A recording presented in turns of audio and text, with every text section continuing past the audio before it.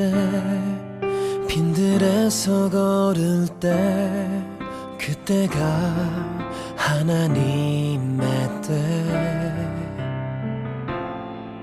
내 힘으로 안 될 때 빈손으로 걸을 때 내가 고백해 여호와 이래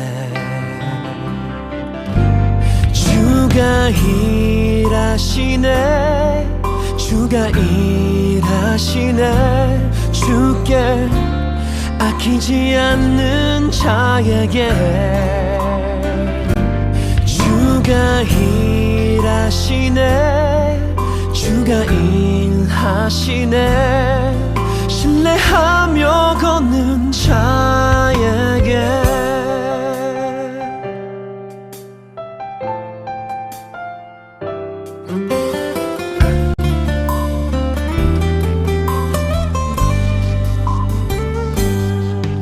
우리 모인 이곳에 주님 함께 계시네 누리네 아버지 은혜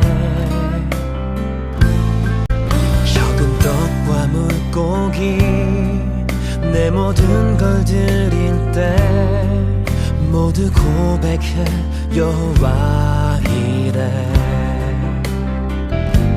주가 일하시네 주가 일하시네 주께 아끼지 않는 자에게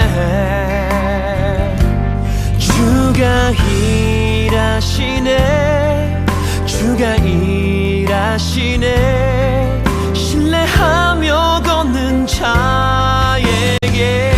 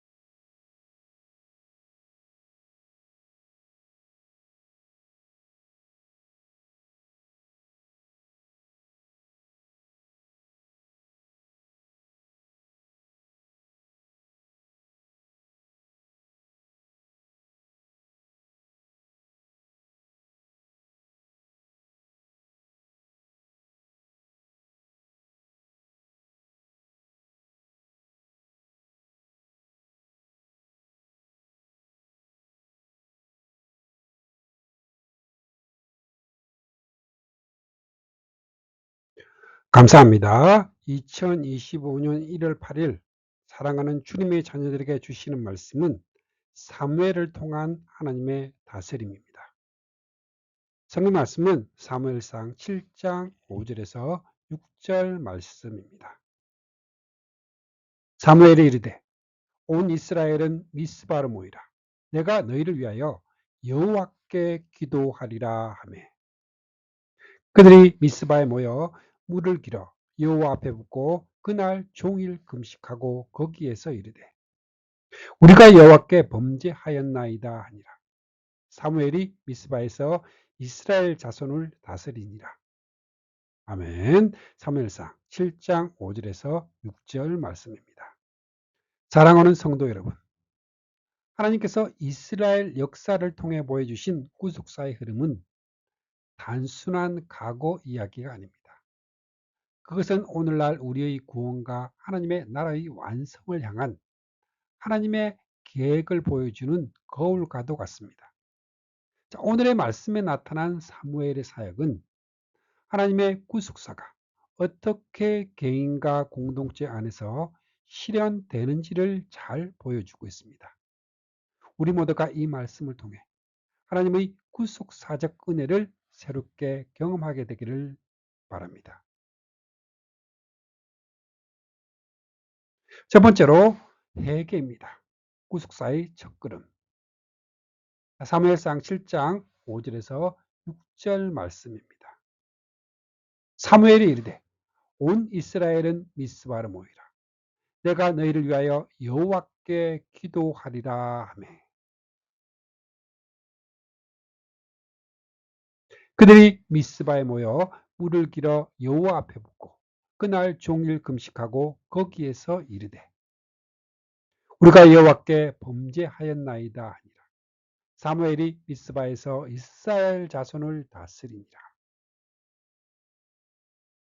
이스라엘 백성은 언약궤를 블레셋에 빼앗겼던 이후 오랜 시간 동안 하나님의 임재를 잊고 살았습니다. 그들의 마음은 이방 신들과 제약으로 가득 차 있었고 하나님을 향한 온전한 예배는 멈춘 상태였습니다. 그러나 사무엘은 하나님의 사람으로서 이스라엘 백성에게 회개를 선포하며 온 마음을 다해 하나님께 돌아오라고 권면합니다. 3대 말씀입니다. 사무엘이 이스라엘 온 족속에게 말하여 이르되 만일 너희가 전심으로 여호와께 돌아오려거든 이방 신들과 아스타롯을 너희 중에서 제거하고 너희 마음을 여호와께로 향하여 그만을 섬기라. 그리하면 너희를 블레셋 사람의 손에서 건져내시리라.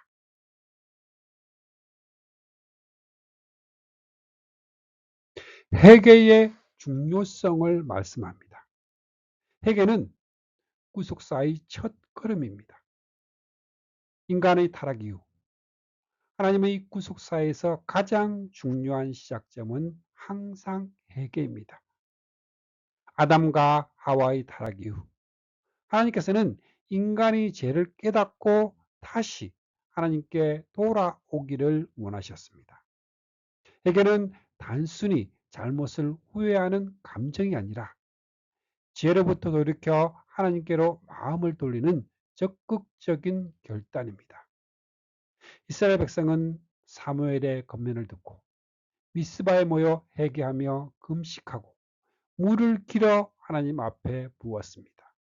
자, 물을 붓는 행위는 그들의 마음을 온전히 하나님께 쏟아붓는 상징적인 행동입니다.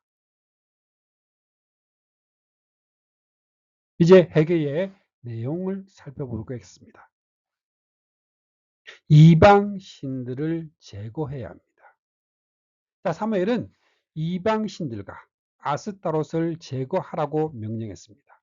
이는 단순한 외적인 행위가 아니라 마음의 중심을 하나님께로 향하게 하라는 것입니다.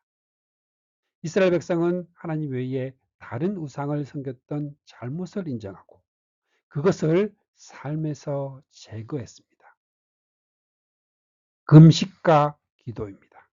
자, 그들은 하나님 앞에서 금식하며 자신들의 죄를 철저히 고백했습니다. 금식은 인간의 연약함을 인정하며 전적으로 하나님의 도우심을 구하는 자세를 나타냅니다. 우리가 여호와께 범죄를 하였습니다. 고백해야 합니다. 회개의 핵심은 자신의 죄를 인정하고 고백하는 것입니다.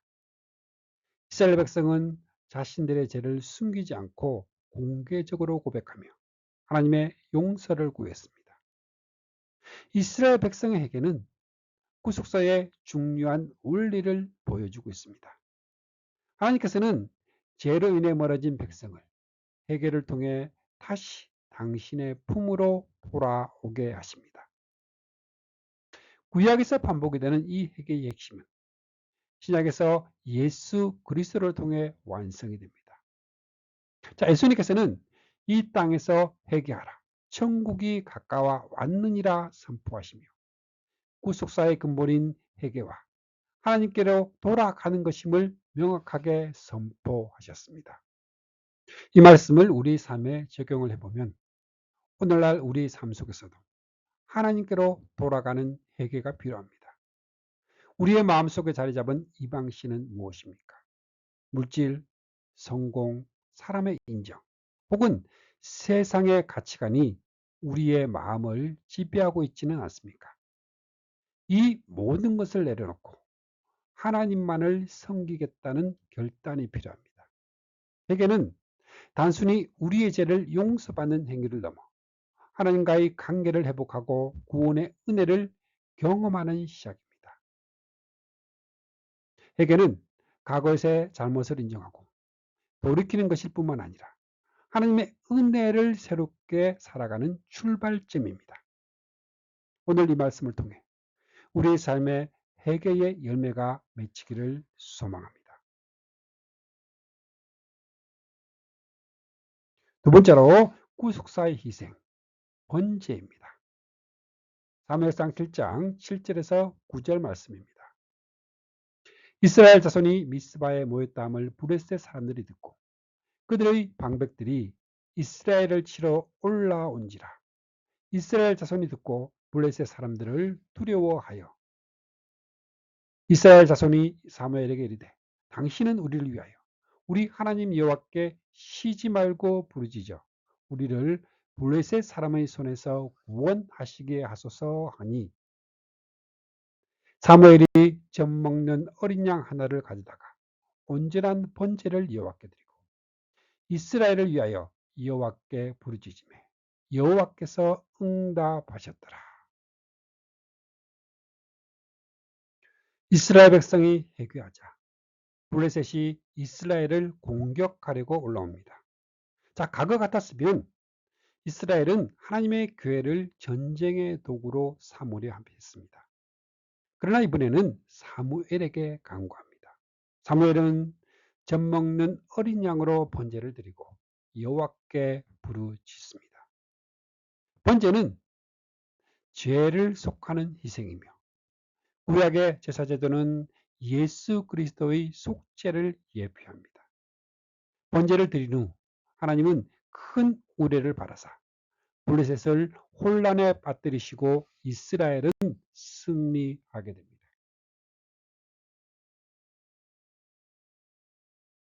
이제 구속사적인 메시지입니다. 구속사의 핵심은 예수 그리스도의 희생입니다. 사무엘의 번제는 우리의 죄를 속하기 위해 십자가에서 죽으신 예수님을 예표합니다.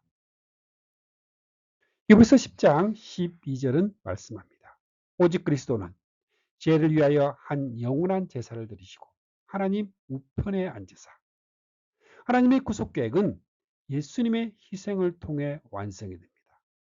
사무엘의 번제를 통해 이스라엘이 구원받은 것처럼 우리는 예수님의 십자가로 구원을 받습니다. 우리 삶에 적용을 해보면 우리는 이 문제를 만날 때 종종 세상의 방법을 의지합니다. 그러나 우리의 참된 승리는 예수님의 희생 안에 있습니다. 우리가 십자가를 의지할 때 하나님께서는 우리의 삶의 승리를 주실 것입니다.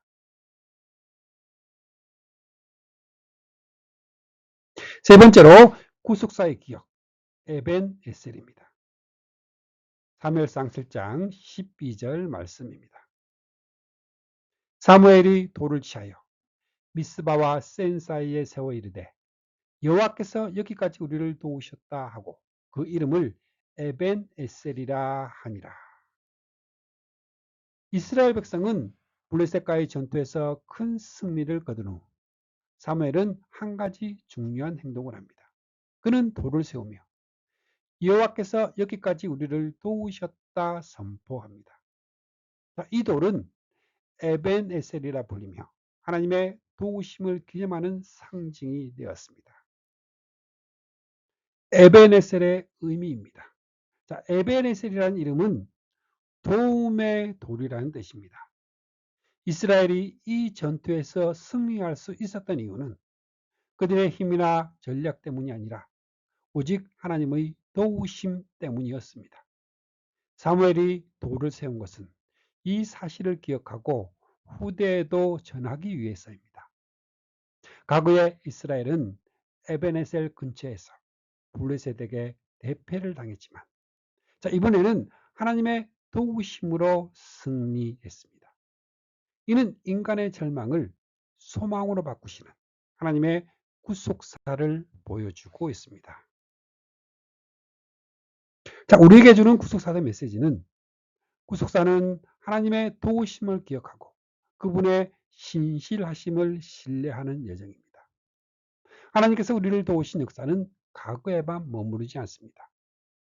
그것은 현재와 미래에도 동일하게 적용이 됩니다. 자, 에베네셀은 하나님의 구속사적 섭리를 기념하는 상징이자 우리로 하여금 앞으로도 하나님을 의지하게 하는 믿음의 기초, 이 믿음의 기초가 되고 있습니다.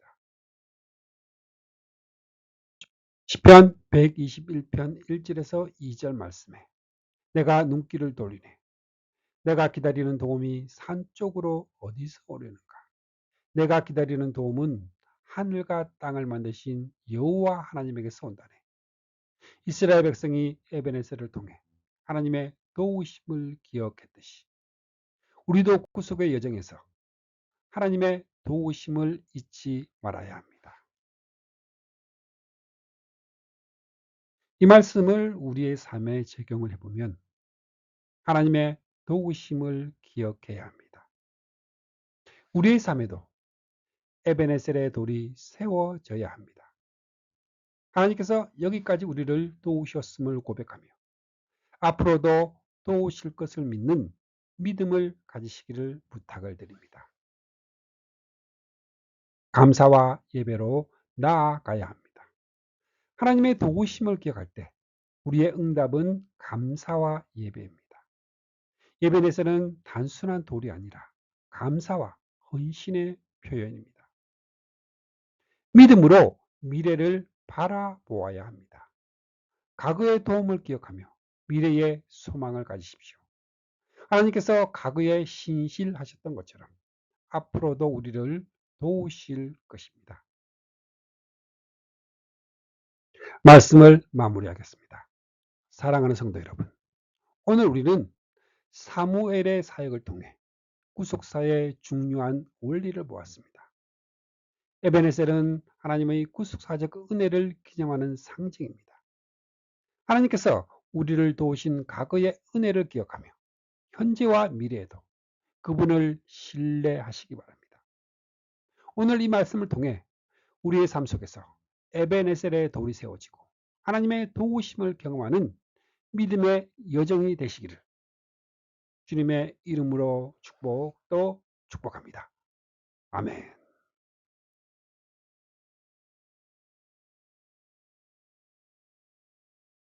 말씀을 통해 주님의 사랑을 느끼며 주님의 은혜의 축복을 받는 기도의 시간입니다.